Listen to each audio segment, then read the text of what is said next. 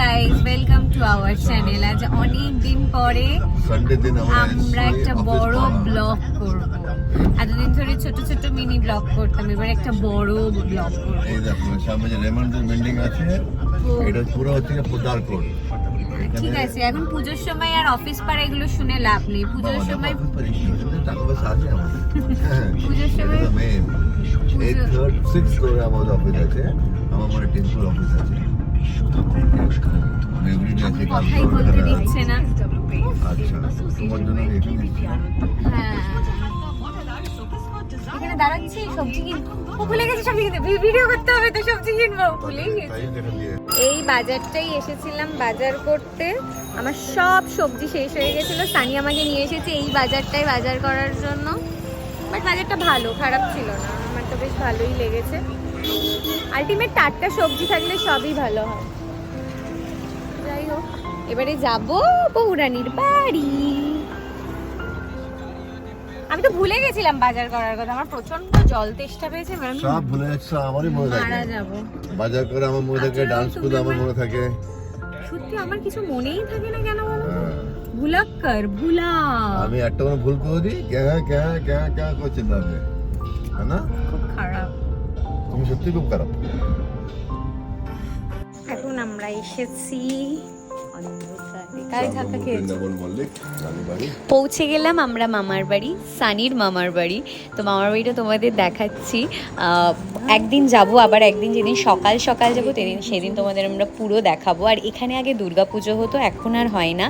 আর এই সুখিয়া স্ট্রিটে মামার বাড়ির ঠিক আগেই একটা বড় পুজো হয়। সেই পুজোটার মানে ফুটেজ আমার কাছে ছিল না বলে তাই তোমাদের দেখাতে পারলাম না। এবারে আসি হলো, ইনি হলেন বৌরানী। বৌরানী হলো সানির মামি, ছোট মামি। ভীষণ ভালো মানুষ, আর আমার সাথে তো বৌরানীর ভীষণ ভালো ফ্রেন্ডশিপ।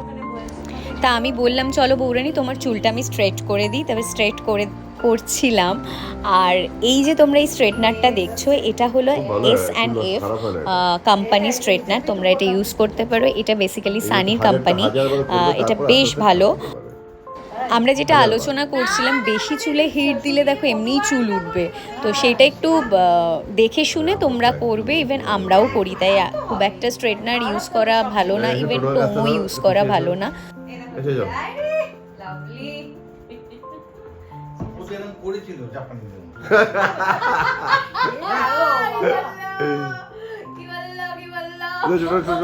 মামা, এটা হলো সানির ছোট মামা, ভীষণ ভালো মানুষ। আমার সাথে তো মানে লাইক হয় না, আমার ডে 1 থেকে ওনাকে খুব ভালো লেগেছিল। মামা বলেছে যে আমি স্ট্রেটনারটা নিয়ে সঙ্গে সঙ্গে ঘুরি, আর মামা অলওয়েজ আমার সাথে খুবই মজা করে। আর বৌরানীকে চুল স্ট্রেট করার বদলে আমি বলেছি চুলটাকে টোন করছি। যাই হোক, কথাই আছে একটাই যে মামার বাড়ি মানেই ভারী মজা। তো অবভিয়াসলি মামার বাড়ি গেছি, আর মজা হবে না, তার সাথে আবার খাওয়া হবে না। দেখো না কত খাবার দাবার, আর মিষ্টি তো হবেই। যে খাবার দিচ্ছে তিনি হলো নমিতা দি, ওড়িশার বাড়ি তার। আর আমি রিসেন্টলি ওড়িশার মামা ওয়েটস পাপা একটা মুভি করেছি। কেমতি আছন্তি? তো অবভিয়াসলি ওড়িশার তো একটু তো আমি ল্যাঙ্গুয়েজ তো জানি, সেই জন্য সঙ্গে সঙ্গে নমিতা দিকে বললাম যে কেমতি আছন্তি। নমিতা দি লজ্জায় চলে গেল। তারপরে মামার বাড়িতে ওখান থেকে বেরিয়ে আমরা কয়েকটা ঠাকুর দেখতে গেছিলাম। সানিকে বলেছিলাম আমাকে কয়েকটা ঠাকুর দেখানোর জন্য, আর ও অবভিয়াসলি আমাকে দেখিয়েছে। ইভেন যেতে যেতে এত সুন্দর গান, আহা।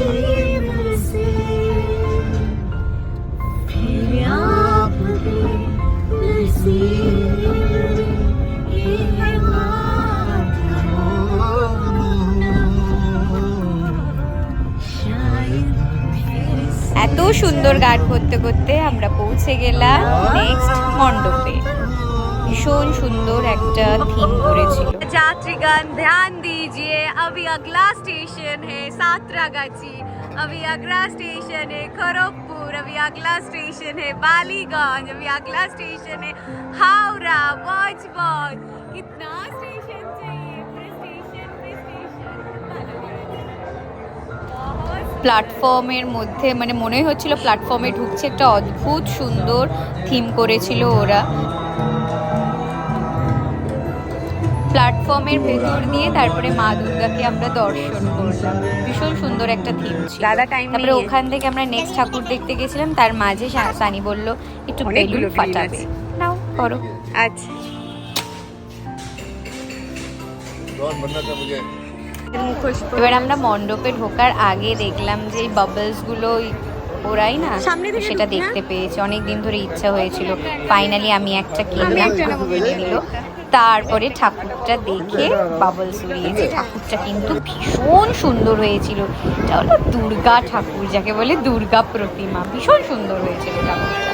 আর এই যে থিমটা বানিয়েছিল, এটা একটা মন্দিরের, আমি পোস্ট করেছি, তোমরা বলো তো এটা কোন মন্দির? পুজো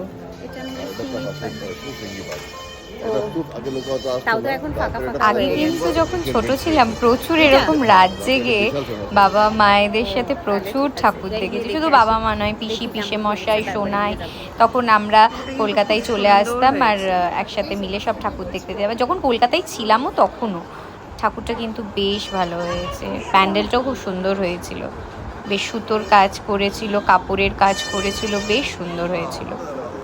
হ্যাঁ তুমি এতক্ষণ বাজে দেখলে? এক একজন শিল্পী এত নিখুঁত করে এক একটা কাজ করে না, দেখতেও সময় নিয়ে দেখতে হয় এগুলো, সত্যি না?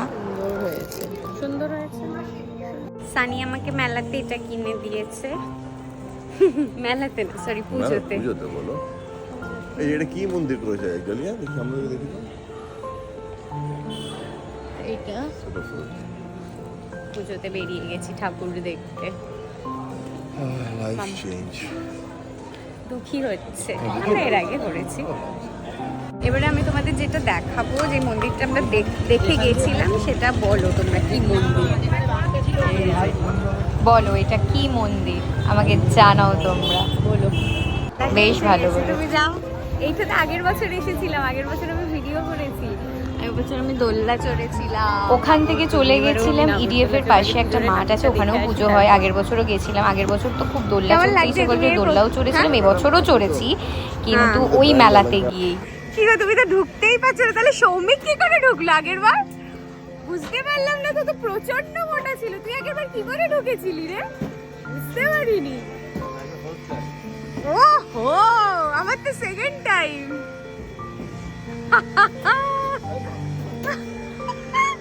আমাকে ধরো, এটা ধরো। কি হবে এবার যদি দোলে এরকম করে ওপরে গিয়ে? ये तो ऐसा कुछ तो चाहोगे নাগরদোলে যেতে হবে। সানি বলছে বিয়ের পর আমাকে এসব করতে এটা হচ্ছে। থামবে না এরকম ভাবে দোলবে? বাট এবার আমার কিন্তু ভয় লাগছিল। ভয় লাগছে। তুমি পড়ে যাবে জানি। আরে প্লিজ তুমি এরকম করো না, আমার ভয় লাগছে। কোনো ভয় না, আমার তো এখন আমি বুঝে গেছি ভয় হবে না। তুমি এটা বুঝে গেছি 26 সাল পরে আমি ক্যালকাটাতে দেখি কি প্লিজ কোনো ভয় নেই। না না, তুমি নাকি একবার কতবার নাকি ঘুরেছে পুরো এতটা কি মোটু ছিল পাশে, ভয় পাচ্ছিলাম না। আমি এবারে সত্যি ভয় পেয়েছি, আগের বার এত ভয় পাইনি। বাপরে বাবা কি জোরে জোরে ঘোরাচ্ছিল। আমার ছেলেটা আমার হ্যাঁ? বিয়ে করে আমাকে এসব করাচ্ছ? আমার দাদা সব দেখে দেখে ভাবনা ভাইটা কি হয়ে গেল গো আমার। এত জোরে জোরে করছে। নাগরদোল্লা চড়া হয়ে গেছে, এবারে বাড়ি যাবো। বাড়ি পৌঁছে গেছি, এবার আমি নামবো, তার জন্য গোছাগুছি টুবলা টুবলি করছে। এখন কটা বাজে? 1টা বাজে। 1টায় তো মানুষের ঠাকুর দেখতে বেরোই, ঠিক আছে, কই বাদ নেই। আর বলছি যে কেমন লাগলো বলো একটু ইয়ে চড়ে। নাগরদোলা চলে স্টার্টিং ভালো লেগেছে, তারপরে এত তোমার ইয়ে স্মেল ছিল না ডিজেলের, আমার একদম উল্টো উল্টি আছে, ইরিটেশন এসে যাচ্ছিল আমার আমি তো ডিজেল। ভয় পেয়ে গেছিলাম, আমি এবার একদম জোরে ভালো চিল্লালাম একটু কমাও, বন্ধ, আস্তে স্লো স্লো করো, কারণ ওর শরীরটা খারাপ করছিল বলে সেই জন্য। আর যে ভয় পেয়ে গেছে, আর হেভি জোরে জোরে ঘোরাচ্ছিল, খুব মজা হচ্ছিল, কিন্তু ওই যে হঠাৎ ওরকম একটা, বাট খুব মজা হয়েছে। ঠিক আছে, এই বলে আজকে টাটা।